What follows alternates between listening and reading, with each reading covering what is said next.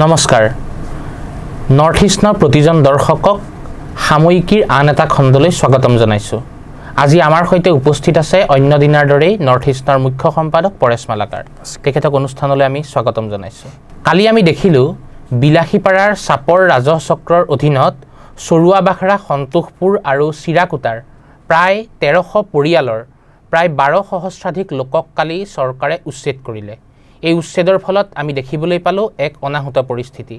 সংখ্যালঘু লোকক তাৰ পৰা উচ্ছেদ কৰি দিয়াৰ প্ৰতিবাদত বিভিন্ন লোকৰ মাজত আৰু আৰক্ষীৰ মাজত হতাহতি হোৱাৰ লগতে নিজৰ ঘৰবাৰী হেৰুৱাই বহু লোকে বিভিন্ন ধৰণৰ এক দুখজনক পৰিস্থিতিৰ সৃষ্টি কৰিলে মানৱীয় দৃষ্টিকোণৰ পৰা চাবলৈ গ'লে কালিৰ এই ঘটনাটোক আমি কি বুলি ক'ব পাৰোঁ বৰ্তমান সময়ত যেতিয়া আমি ভূমি ৰক্ষাৰ কথা আলোচনা কৰিছোঁ তেতিয়া একাংশ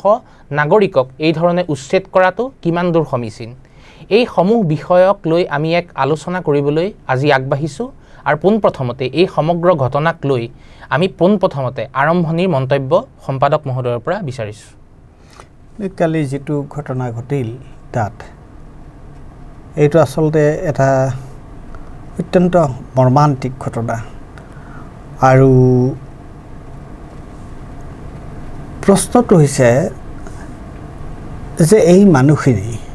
এই মানুহখিনি তেওঁলোক নাগৰিক হয়নে নহয় তেওঁলোক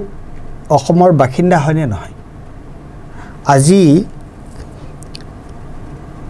প্ৰশ্নটো হয় যে তোমাৰ যেতিয়া বিদেশী নাগৰিকৰ কথা কয় তেওঁলোকে বিদেশী আৰু কোনোবা এজন মানুহ যদি বিদেশী নাগৰিক হয় আজি বিদেশী নাগৰিকৰ ঘটনাটো আমি যোৱা 40 বছৰে শুনি আছোঁ নহয় যোৱা 40 বছৰে আমি এই বিদেশী নাগৰিকৰ কথাটো শুনি আছোঁ এটা বিদেশী নাগৰিকৰ কথাটো এটা বেলেগ কথা যদি কোনোবা এজন মানুহ বিদেশী নাগৰিক হয় তেওঁক তোমাৰ তাত আইন কানুন আছে যাৱতীয় নীতি নিয়ম আছে যাৱতীয় প্ৰক্ৰিয়া আছে সেইবিলাকৰ দ্বাৰা তুমি কৰিবা এতিয়া নাগৰিকৰ এখন ৰাজ্যৰ নাগৰিকৰ ওপৰত আৰু আমাৰ অসমত এই যে মাটিৰ যেটো কথা যে মানুহে যে গৈ পেলাই বহে কৰবাৰ পৰা গৈ পেলাই এঠাইত বহে কি কাৰণে বহে বান গৰাখহনীয়া আৰু অন্যান্য যাৱতীয় বিভিন্ন কাৰণ আছে তাত তেওঁলোকক এনেকুৱা ধৰণে অবৰ্ণনীয়ভাৱে তেওঁলোকক তাৰ পৰা উচ্ছেদ কৰা অৰ্থাৎ মানুহ মৰিলতো গতিকে এইটো প্ৰথম কথা মই ভাবো যে তোমাৰ এইটো হৈছে এই যেটো উচ্ছেদ এই উচ্ছেদটোৰ লগত এটা ৰাজনৈতিক কথা জড়িত হৈ আছে আৰু ৰাজনৈতিক কথাটো কি ৰাজনৈতিক কথাটো এইটোৱে যে এফালে হ'ল এই সংখ্যালঘু ধৰ্মীয় সংখ্যালঘু আৰু হিন্দু গতিকে তেওঁলোকৰ কথা হ'ল যে তেওঁলোকে এই ধৰ্মীয় সংখ্যালঘুৰ ওপৰত এই ধৰণৰ অত্যাচাৰ কৰি তেওঁলোকে শাসকীয় দলটোৱে হিন্দু ভোটখিনি তেওঁলোকে কনসলিডেট কৰিব বিচাৰে গতিকে ইয়াত তেওঁলোকৰ অন্য কথা নাই অন্য কথা হৈছে তেওঁলোকে এতিয়া যে এই যে এটা খুচি এটা যে তেওঁলোকে ঘোষণা কৰিছে না কোট মানে উচ্ছেদ হ'ব গতিকে এইটোৰ মূল উদ্দেশ্যটো হৈছে এই নিৰ্বাচনৰ আগলৈকে এই ধৰণৰ আৰু কত কিমান যে উত্তেজনা হ'ব তুমি ভাবিব নোৱাৰা কত কিমান উত্তেজনা হ'ব এইটোক লৈ পেলাই আৰু তেওঁলোকে দেখুৱাব যে আমি সংখ্যাগুৰুৰ প্ৰতিনিধিত্ব কৰোঁ আৰু বাকীবিলাকে সংখ্যালঘুৰ প্ৰতিনিধিত্ব কৰে গতিকে সংখ্যাগুৰু আৰু সংখ্যালঘুৰ মাজত যদি এটা ফাট এটা যদি আনি দিব পাৰে তেওঁলোকৰ কাৰণে খুব সুবিধা কিন্তু তেওঁলোকে এটা কথা বুজা নাই তেওঁলোকে ভুল কৰিছে যে সংখ্যাগুৰুৰ বা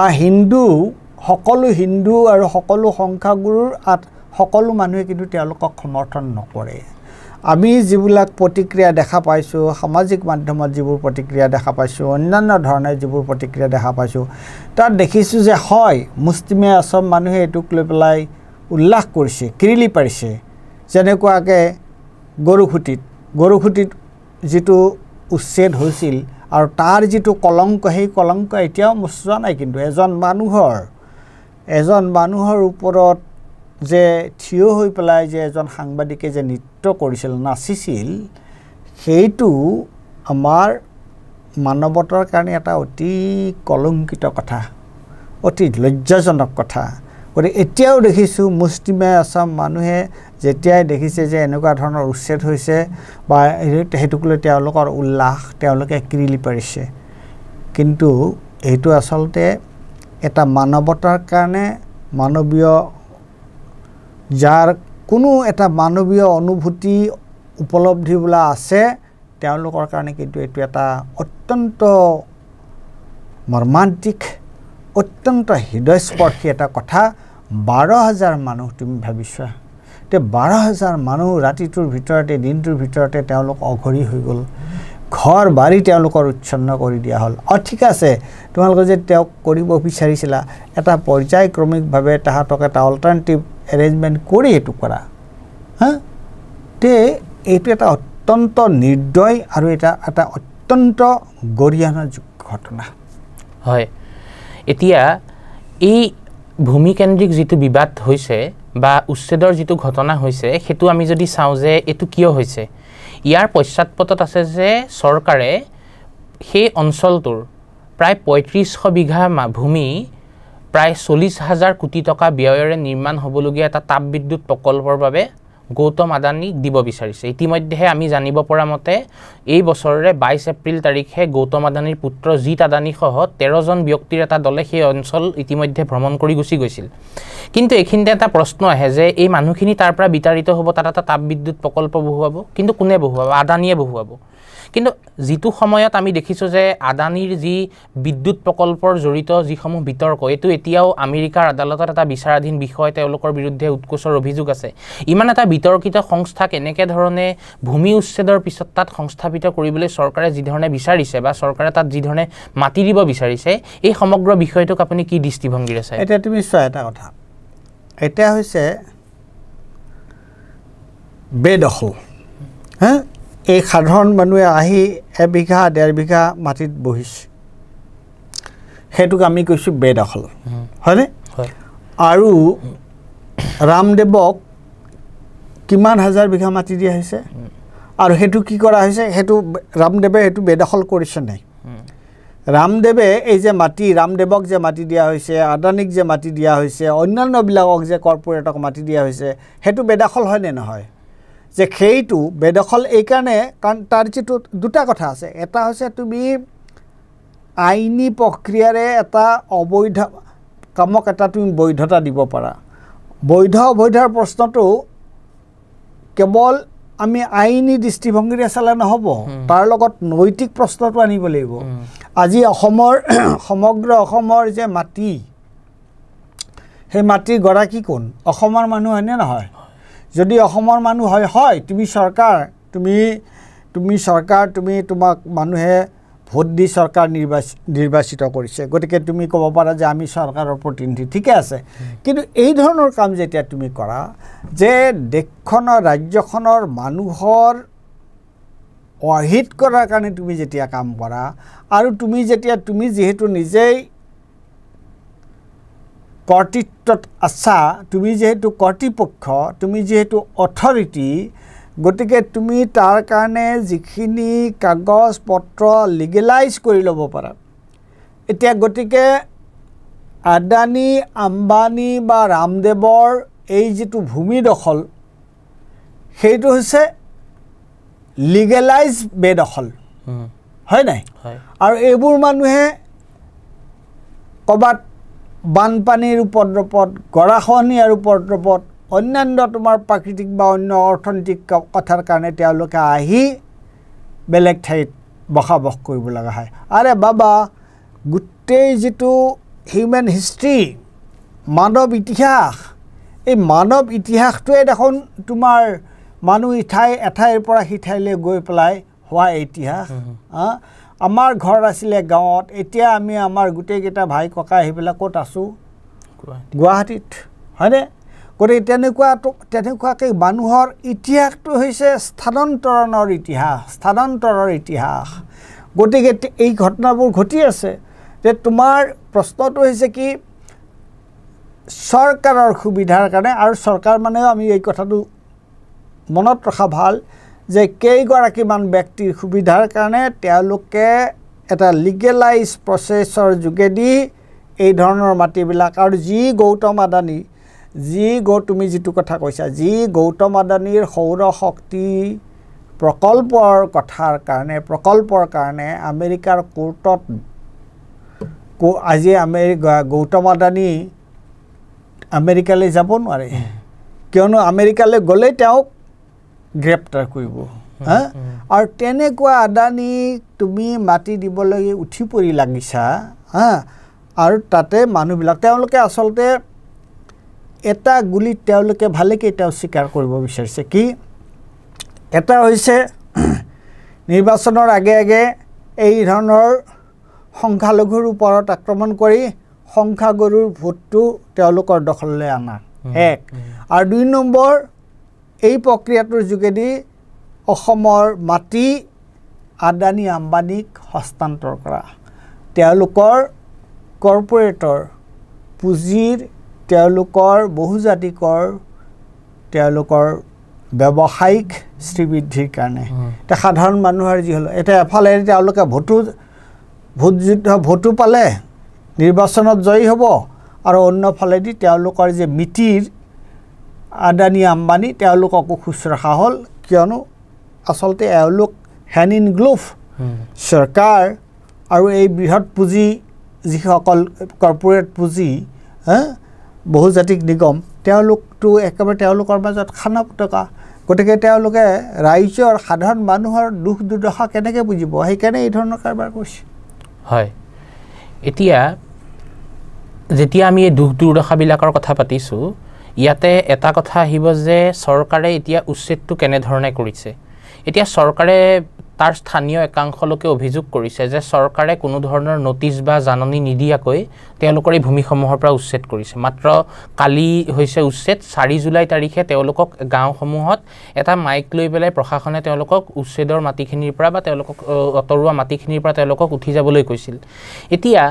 এইটো কিমান দূৰ যুক্তিসংগত যে কোনো ধৰণৰ আইনী জাননী বা উচ্ছেদৰ জাননী নিদিয়াকৈ কেৱল মাত্ৰ মাইকেৰে তেওঁলোকক উঠি যাবলৈ কোৱাৰ পিছত তেওঁলোকক এই ধৰণে অমানৱীয়ভাৱে কৰাটোৱে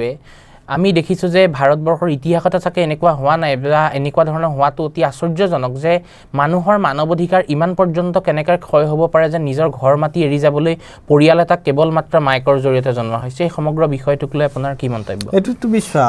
যে উচ্ছেদ হয় কেতিয়াবা উচ্ছেদ কৰিব লগা হ'ব পাৰে তেতিয়াহ'লে সুপ্ৰিম কোৰ্টে কি কৈছে যে উচ্ছেদ কৰাৰ এটা প্ৰক্ৰিয়া আছে প্ৰথমতে তুমি সেই মানুহখিনিৰ সংস্থাপনৰ বিকল্প সংস্থাপনৰ ব্যৱস্থা কৰিব লাগিব হয় নাই হয় বিকল্প সংস্থাপনৰ ব্যৱস্থা কৰিব লাগিব আৰু তাতে তেওঁলোকৰ যিটো আজি যদি কোনোবা আহি পেলাই মোক মোৰ ঘৰৰ পৰা উলিয়াই দিয়ে ঘৰটো ভাঙি দিয়ে মোৰ কেনেকুৱা প্ৰতিক্ৰিয়া হ'ব তোমাৰ তুমি যিটো ঘৰত আছা এই ঘৰটো যদি তোমাক ভাঙি দিয়ে তুমি কল্পনা কৰিব পাৰা যে এই ঘৰটো ভাঙি দিলে তোমাৰ কি ধৰণৰ অৱস্থাটো হ'ব মানসিক তোমাৰটো কেনেকুৱা ধৰণৰ হ'ব গতিকে প্ৰথম কথাটো হৈছে যদি উচ্ছেদটো অনিবাৰ্য তেতিয়াহ'লে তেওঁলোকক সময় দিব লাগিব আমি দেখিছোঁ আজি এই যেতিয়া তোমাৰ হাইৱেৰ যেতিয়া বহলোৱা হৈছে এতিয়া তোমাৰ ধৰা নগাঁৱৰ যিটো হাইৱেৰ বহলোৱা হৈছে সেই মানুহবিলাকৰ মাটি চৰকাৰে অধিগ্ৰহণ কৰিছে এতিয়া সেই মানুহবিলাকৰ মাটি চৰকাৰে অধিগ্ৰহণ কৰা যিটো প্ৰক্ৰিয়া যে তেওঁলোকক কিমান দিন আগতে নটিচ দিছে তেওঁলোকক কম্পেনচেশ্যন হিচাপে কিমান কি পইচা দিছে দি পেলাই তেওঁ কৰিছে মোৰ নিজৰ আমাৰ মাটি অধিগ্ৰহণ কৰিছে চৰকাৰে আজি আমাৰ গাঁৱৰ মাটি চৰকাৰে অধিগ্ৰহণ কৰিছে ৰাস্তা বনাবৰ কাৰণে আৰু তেতিয়া তেওঁলোকে বহুদিন আগতে আমাক নটিচ দিছে আমি আমাৰ মাটিৰ কাগজ পত্ৰ লৈ আমি তেওঁলোকক কৈছোঁ তেওঁলোকে আমাক কম্পেনচেশ্যন দিছে এটা কম্পেনচেশ্যন দিছে কোটিৰ খাতিৰ ঘৰত আৰু কম্পেনচেশ্যন দিবলৈ বাকী আছে গতিকে সেইটো এটা নিৰ্দিষ্ট প্ৰক্ৰিয়াৰ মাজেৰে হৈছে ন হয় নাই আৰু এতিয়া ইয়াত কি প্ৰক্ৰিয়া আছে 4 জুলাইত তুমি গৈ পেলাই মাইকেৰে এনাউন্স কৰি দিলা আৰু তুমি গৈ পেলাই 9 জুলাইত 8 জুলাইত তুমি তেওঁলোকৰ ঘৰ ভাঙি দিলা 7 জুলাই 8 জুলাইত তুমি তেওঁলোকৰ ঘৰ ভাঙি দিলা এটো কেনেকুৱা ধৰণৰ কথা ইয়াৰ যিটো মানৱীয় যিটো দিশ এইটোতো মই কি কম আৰু এটো কবলৈ একো নাই আৰু এইটোক লৈ মানুহে উল্লাস কৰে এইটোক লৈ মানুহে জাতিৰ কথা কয় আৰে বাবা জাতিৰ কথা কোৱা এই যিবোৰ জাতিৰ কথা কোৱা মানুহবিলাকে যোৱা 40 বছৰে তেওঁলোকে কি কৰিলে এই জাতিৰ কথা কোৱা মানুহবিলাকে অসমখন কি নদন বদন কৰিলে তেওঁলোকে বিদেশী সমস্যাৰ তেওঁলোকে কি সমাধান কৰিলে গতিকে আৰু কি কম মই হয় এতিয়া আপুনি এই বিষয়টো যেতিয়া আমি আলোচনা কৰি আছো তেতিয়া আমি 2024 চন মানলৈ ঘূৰি যাওঁ তেতিয়া আমাৰে গুৱাহাটীৰ সোণাপুৰত কামৰূপ মেট্ৰ'ৰ সোণাপুৰৰ কচুতলিত এটা উচ্ছেদ হৈছিল সেই কচুতলি যেতিয়া উচ্ছেদ হৈছিল তেতিয়া 48 জন লোকে আদালত অৱমাননাৰ বিৰুদ্ধে এখন PIL উচ্চতম ন্যায়ালয়ত দাখিল কৰিছিল আৰু উচ্চতম ন্যায়ালয়ত দাখিল কৰাৰ পিছত উচ্চতম ন্যায়ালয়ে যেতিয়া সোণতলিৰ যিটো উচ্ছেদ আছিল কচুতলিৰ যিটো উচ্ছেদ আছিল সোণাপুৰৰ কচুতলিৰ উচ্ছেদত ষ্টে দিছিল স্থগিতাদেশ জাৰি কৰিছিল আৰু তাৰ পিছত আমি দেখিছিলোঁ তাতে উচ্চতম ন্যায়ালয়ে কেইটামান পৰ্যবেক্ষণ কৰিছিল চৰকাৰৰ পৰা ৰিপৰ্টটো বিচাৰিছিল লগতে তেওঁলোকে পৰ্যবেক্ষণ কৰিছিল যে সেই অঞ্চলত থকা যিসকল লোক যাক উচ্ছেদ কৰা হৈছিল সেই উচ্ছেদ কৰা লোকসকলৰ সেই স্থানীয় ভোটাৰ তালিকাত তেওঁলোকৰ নাম আছে তেওঁলোকে কাখৰ ৰেচনৰ দোকানখনৰ পৰা তেওঁলোকে ৰেচন কাৰ্ডত চাউল পাইছে বিনামূলীয়া তেওঁলোকৰ সেই অঞ্চলতে নিজৰ আধাৰ কাৰ্ড বনাইছে তেওঁলোকৰ পেন কাৰ্ড বনাইছে তেওঁলোকৰ কোনো লোকৰ পাছপোৰ্ট বনাইছে তেন্তে কোনো এটা অঞ্চলত থকা সেই সকল লোকক তেনেকৈ উচ্ছেদ কৰাটো উচ্চতম ন্যায়ালয়ে তেতিয়াই শুদ্ধ নহয় বুলি কৈছে লগতে উচ্চতম ন্যায়ালয়ে আপুনি কোৱাৰ ধৰণে যি ধৰণে তেওঁলোকক কোনো ধৰণৰ নটিচ নিদিয়াকৈ যে উচ্ছেদ কৰা হ'ল যিটো অভিযোগ এতিয়াও আহিছে এইটো কৰবাত নহয় কৰবাত চৰকাৰে পূৰ্বৰ উচ্চতম ন্যায়ালয়ে দিয়া ৰায়দান এটাক কৰবাত নহয় কৰবাত উলংঘা কৰিছে নেকি অৱমাননা কৰিছে নেকি চৰকাৰে সদায় উলংঘা কৰি আহিছে আৰু ঘটনাটো হৈছে কি যে চৰকাৰে এইটো মই কলোৱে আগতে যে চৰকাৰে এইটো সম্পূৰ্ণৰূপে উলংঘা কৰিছে আৰু তুমি চাবা এতিয়া এইটোৰ কি হয় আচলতে ঘটনাটো হৈছে এইবিলাক মানুহ দুখীয়া গৰীব মানুহ হয়নে এতিয়া তেওঁলোকক উচ্ছেদ কৰা হ'ল তেওঁলোকৰ অল্টাৰনেটিভ তেওঁলোকৰ চকুৰ সন্মুখত কি বিকল্প আছে এতিয়া তেওঁলোকৰ একোৱে নাই সেই নোহোৱাৰ মাজেৰে তেওঁলোকে গোট খাই বা কোনোবাই তেওঁলোকক সহায় কৰিব তেওঁলোকে কোৰ্টৰ ওচৰত যাব লাগিব যথেষ্ট তেওঁলোকে টকা পইচা খৰচ কৰিব লাগিব তাৰ পিছত তেওঁলোকে কিবা এটা কোৰ্টৰ পৰা কিবা এটা তেওঁলোকৰ সপক্ষে কিবা এটা তেওঁলোকে ৰায়দান পাব পাৰে নাপাবও পাৰে আৰু ৰায়দান পালেও এই মানুহখিনি কেনেকুৱা এটা প্ৰক্ৰিয়াৰ মাজেৰে গ'ল তেওঁলোকৰ জীৱনৰ কথা তুমি চিন্তা কৰাচোন তেওঁলোক এতিয়া মুকলি আকাশৰ তলত থাকিব লগা অৱস্থা এটা হৈছে নাই গতিকে আৰু সেইটোক লৈ আমি ফূৰ্তি কৰোঁ মানুহৰ এই ধৰণৰ অমানৱীয় এই ধৰণৰ নিৰ্দয় এটা অৱস্থাক লৈ পেলাই আমি ফূৰ্তি কৰোঁ তেওঁলোক মানুহ নহয় আজি গাজাত যিটো অৱস্থা হৈছে পেলেষ্টাইনৰ গাজাত যিটো অৱস্থা কৰিছে ইজৰাইলে তেনেকুৱা ধৰণৰ আমি নিজকে সেইটো পৰ্যায়লৈকে লৈ যাম নেকি এনেকুৱা উগ্ৰ মানুহ হম আমি এইটো আচলতে এইটো এটা অত্যন্ত কি বুলি ক'ম মই যে ইয়াৰ যদি মানৱীয়তাৰ যিটো দিশ যদি চোৱা যায় মানৱতাৰ দিশটো যদি চোৱা যায় এইটো অত্যন্ত কৰুণ অত্যন্ত বিভৎস আৰু এইটো এটা অত্যন্ত গৰিহণাযোগ্য ঘটনা হয় এতিয়া আপুনি কৈছে যে একাংশ মানুহ এইটোক দেখি পেলাই খুব অত্যুৎসাহী হৈছে বহুতে এইটোক লৈ পেলাই খুব ফূৰ্তি কৰিছে কিন্তু এতিয়া আমি দেখিছোঁ যে চৰকাৰে কালি সংখ্যালঘুৰ ভূমিৰ ওপৰত উচ্ছেদ চলালে ঠিকেই কিন্তু আমি দেখিছোঁ জনজাতীয় ভূমিৰ ওপৰতো চৰকাৰে উচ্ছেদ চলাইছে এতিয়া কিছুমান সংখ্যাগৰিষ্ঠ হিন্দু একাংশ বুলি কৈছোঁ আমি একাংশ হিন্দু বা সংখ্যাগৰিষ্ঠ লোকে এই কথাটো খুব উন্মাদভাৱে উদযাপন কৰিছে যে চৰকাৰে সংখ্যালঘুৰ ওপৰত উচ্ছেদ চলাইছে এইটো খুব ভাল হৈছে এতিয়া যি ধৰণে চৰকাৰে জনজাতীয় ভূমিটো উচ্ছেদ কৰিছে এতিয়া আপুনি লাহে লাহে ভাবে নেকি যে পুঁজিপতিৰ হাতত সম্পদ বা ভূমি গতাবৰ বাবে ভৱিষ্যত সময়ত হিন্দু সংখ্যাগৰিষ্ঠও ইয়াৰ বলি হ'ব আৰু এইটোক লৈ পেলাই তেওঁলোক অত্যুৎসাহী হোৱাৰ কিবা বিকল্প আছে নেকি ইতিমধ্যে বলি হৈছে দেখোন ইতিমধ্যে বলি হোৱা নাই জানো হয় হৈছে ইতিমধ্যে অসমৰ বিভিন্ন ঠাইত হিন্দু কিয় হিন্দু বুলি কয় যিসকল ভূমিপুত্ৰ তেওঁলোকে দেখোন ইয়াৰ দ্বাৰা তোমাৰ বলি হৈছে তেওঁলোকে চৰকাৰৰ এই পদক্ষেপৰ বলি হৈছে এইটো স্বাভাৱিক চৰকাৰখনৰ এতিয়া তেওঁলোকৰ দুটা এক বুলি দুই স্বীকাৰ কিন্তু চৰকাৰখনৰ উদ্দেশ্যটোৱে হৈছে সাৰেণ্ডাৰ এভৰিথিং টু দি কৰ্পৰেট আৰু কৰ্পৰেটৰ পৰা পইচা লোৱা আৰু ক্ষমতাত থকা বাছ সেইটোহে এতিয়া আমি একেবাৰে শেষ পৰ্যায়লৈ আহিছোঁ আপোনাক মই শেষত এটা প্ৰশ্ন কৰিব বিচাৰোঁ যে এতিয়া আমি দেখিছোঁ যে উচ্ছেদক লৈ পেলাই বিভিন্ন দলে বিভিন্ন ধৰণৰ ৰাজনীতিৰ কথা কৈছে বা বিভিন্ন ধৰণৰ ৰাজনৈতিক এটা আমি আভাস দেখিছোঁ বিজেপি এটোক লৈ পেলাই কৈছে যে এইখিনি সংখ্যালঘু লোক আৰু তেওঁলোকৰ এটা মানে বিভিন্ন ধৰণৰ এটা ধৰ্মীয় মেৰুকৰণ কৰিব বিচাৰিছে তাৰ বিপৰীতে আমি দেখিছোঁ যে কালি অখিল গগৈ তালৈ গৈছিল যোৱাৰ পিছত তেখেতক তাৰ পৰা আটক কৰি তাৰ পৰা উলিয়াই পঠিওৱা হ'ল তেওঁৰ দুজনমান সতীৰ্থক তাতে ৰাখি দিয়া হৈছিল আপুনি এই বিষয়টো ৰাজনৈতিক দৃষ্টিকোণৰ পৰা কি ধৰণে চায় আৰু 2026 লোকসভা বিধানসভা নিৰ্বাচনত পূৰ্বে এই বিষয়টো যে অকল কেৱল মাত্ৰ কালি চাপৰত হোৱা যিটো উচ্ছেদ সেইটোৱে নহয় সামগ্ৰিকভাৱে অসমত যিটো ভূমি হস্তান্তৰ পুঁজিপতি গোষ্ঠীক কৰিবৰ বাবে জনজাতীয় ভূমি অধিগ্ৰহণ বা সংখ্যালঘুৰ ভূমি অধিগ্ৰহণ যিটো কাণ্ড হৈ আছে এই সমগ্ৰ বিষয়টোক ৰাজনৈতিক দৃষ্টিকোণৰ পৰা বা ইয়াক ৰাজনৈতিক ইস্যু বনোৱাক বিৰোধীৰ ভূমিকা কেনেকুৱা ধৰণৰ হোৱা উচিত বুলি আপুনি ভাবে এইটো তোমাৰ চোৱা এইটো এই প্ৰশ্নটো অলপ জটিল প্ৰশ্ন এতিয়া শাসকীয় দলটোৱে বিচাৰে এই যেতিয়া হিন্দু মুছলমানৰ যিটো ঘটনাটো হয় তেতিয়া মুছলমান বাদে কংগ্ৰেছ আৰু অন্যান্য দলসকল যাতে মুছলমানৰ ত্ৰাণকৰ্তা বুলি যাতে তেওঁলোকে দেখুৱাব পাৰে আৰু সেইটো দেখুৱাই তেওঁলোকক আৰু বেছি তেওঁলোকক এই মেইন ষ্ট্ৰীম যিটো ৰাজনীতি সেই ৰাজনীতিৰ পৰা তেওঁলোকক বিচ্ছিন্ন কৰিব পাৰে এতিয়া মেইন খেলটো হৈছে সেইটো গম পাইছা মেইন কথাটো হৈছে সেইটো তেওঁলোকে আকৌ সংখ্যালঘুৰ ওচৰলৈ গ'লে আমি ইণ্ডিপেণ্ডেণ্ট মানুহ মোৰ কোনো তোমাৰ কোনো আমাৰ কোনো ৰাজনৈতিক উদ্দেশ্য চৰিতাৰ্থ কৰা ৰাজনৈতিক উদ্দেশ্য নাই আমি সঁচাটোক সঁচা বুলি ক'ম কোনো ধৰণৰ নিৰ্ভেজালভাৱে কোনো ধৰণৰ তাৰ লগত জটিলতা নেকি কিন্তু ৰাজনীতি কৰা মানুহবিলাক অলপ সতৰ্ক হ'ব লগা হয়নে সতৰ্ক হয় গতিকে তেওঁলোকে বিচাৰিছে যে এফালে তোমালোক যদি সংখ্যালঘু মানুহৰ এই এনেকুৱাকৈ আমি তেওঁলোকক উচ্ছেদ কৰিছোঁ তোমালোক তেওঁলোকৰ ওচৰত যদি যোৱা আমি তোমাক ক'ব পাৰিম এই চোৱা এওঁলোক সংখ্যালঘুৰে তেওঁলোক সংখ্যালঘুৰ লগতহে আছে সংখ্যাগুৰুৰ লগত নাই আৰু যদি তেওঁলোক নাযায়